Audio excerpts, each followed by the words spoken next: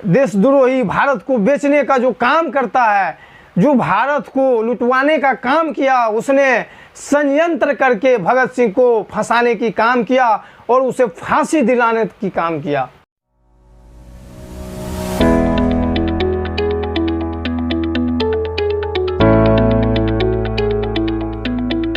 नमस्कार, प्रणाम। मैं हूं साजन कुमार। आप देख रहे हैं हमारा लक्ष्य खुशहाल भारत। आज महान पुरुषों का जो है आज जन्मदिवस है, तो उस पर कुछ बोलने चाहता हूं और उसको श्रद्धांजलि अर्पित करना चाहता हूं। और मेरी औकात नहीं है कि उसको नमन कर सकूं। और वैसे लोगों को तो अधिकार ही नहीं है कि उनको नमन कर सके जो गरीबों का हक छिनाओ।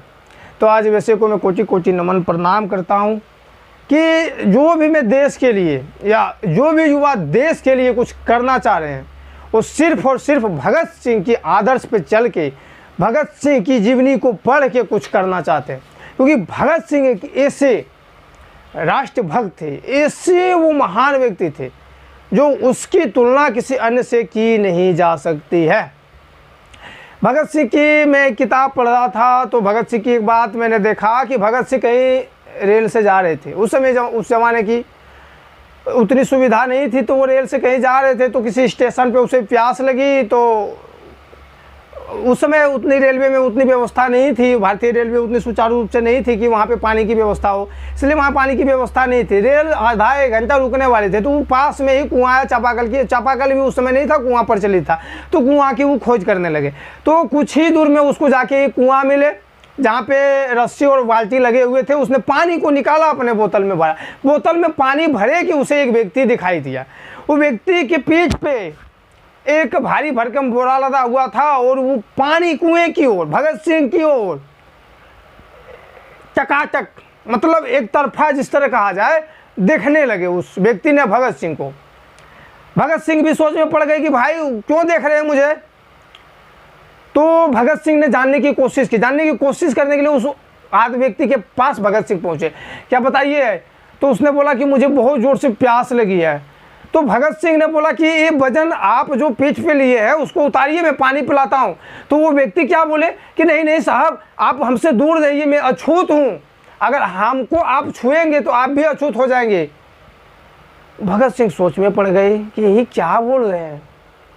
भगत सिंह सामंजस्य में पड़ गए कि ये व्यक्ति क्या बोल रहे हैं, ये व्यक्ति का दिमाग कहीं खराब तो नहीं हो गया, ये छुआछूत की बात करता है, ये अछूत की बात करता है।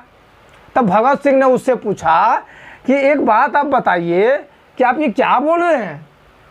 तो बोला, हाँ साहब, मैं ये बोल रहा हूँ कि मैं विशेष जाति से हूँ और मेरे जाति को सार्वजनिक स्थल की कुएं से पानी पीने का अधिकार नहीं है, आप जैसे लोगों के साथ बैठने की कोई अधिकार नहीं है, आप लोग जैसा रहने का अधिकार नहीं है।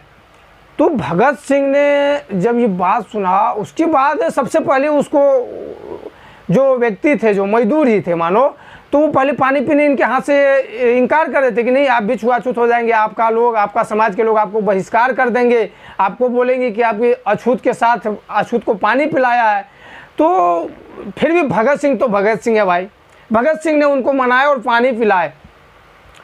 और भगत सिंह उस दिन सोचे कि मैं तो बेकार में अंग्रेज़ों को खिलाफ लड़ रहा हूँ, मेरे दिमाग में ये तो गलत विचार डाली गई है कि हमको तो अंग्रेज़ों ने गुलाम करके रखा है। ये मेरे विचार नहीं, भगत सिंह के विचार है कि मुझे तो अंग्रेज़ों नहीं बल्कि अपनों ने गुलाम करके रखा है। यहाँ छुआछूत की भावना है, जात पात की भावना है, ऊंच नीच की भावना है, अमीर गरीब की भावना है। और उस दिन ही भगत सिंह ने संकल्प लिया था कि मैं अब ये सब को मिटा के रहूँगा और कुछ देशद्रोही, भारत को बेचने का जो काम करता है, जो भारत को लुटवाने का काम किया, उसने षड्यंत्र करके भगत सिंह को फंसाने की काम किया और उसे फांसी दिलाने की काम किया। दुख की बात होती है वैसे बेशर्मों की, जो भगत सिंह, क्योंकि उन्हें डर था, उन्हें वास्तविकता डर था कि अगर भगत सिंह के विचार, अगर भगत सिंह की जात पात पे अगर कार्य कर देते ना, तो आज गारंटी है कि कोई जात पात नहीं होता, कोई ऊंच नीच नहीं होता। भगत सिंह वो महान थे। और भगत सिंह ने लिखा है अपनी पुस्तक जेल में, मैं नास्तिक क्यों हूँ, पढ़िएगा तो आंख में आंसू आ जाता है अभी भी।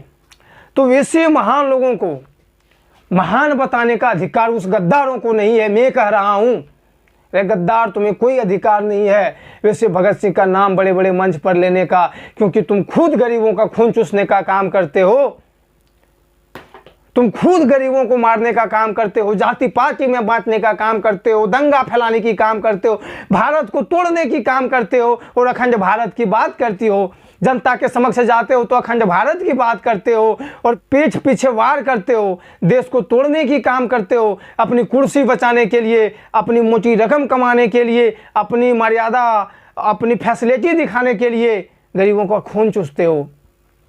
भगत सिंह की आत्मा अगर देख रही होगी ना तो वो कसम खा रहे होंगे कि काश एक बार और जिंदने की मौका मिल जाता है पृथ्वी पे तो तुम सबको कत्ल कर दिया जाता। और भगत सिंह के बारे में झूठी बातें बोलते हो। भगत सिंह वो महान इंसान थे, वो महान रहेंगे। और मैं इस वीडियो में इतना ही। हमारे चैनल पे नए हैं तो प्लीज़ चैनल को सब्सक्राइब कर ले और साथ में बेल आइकन बटन को दबा ले ताकि आने वाले हर एक वीडियो का नोटिफिकेशन सबसे पहले आप तक पहुंचे। और कमेंट करके ज़रूर बताएं कि मेरी बात कैसे लगी, मैं कहीं गलत तो नहीं बोल रहा, सही बोल रहा हूं तो प्लीज़ राय तो दें। जय हिंद, जय भारत।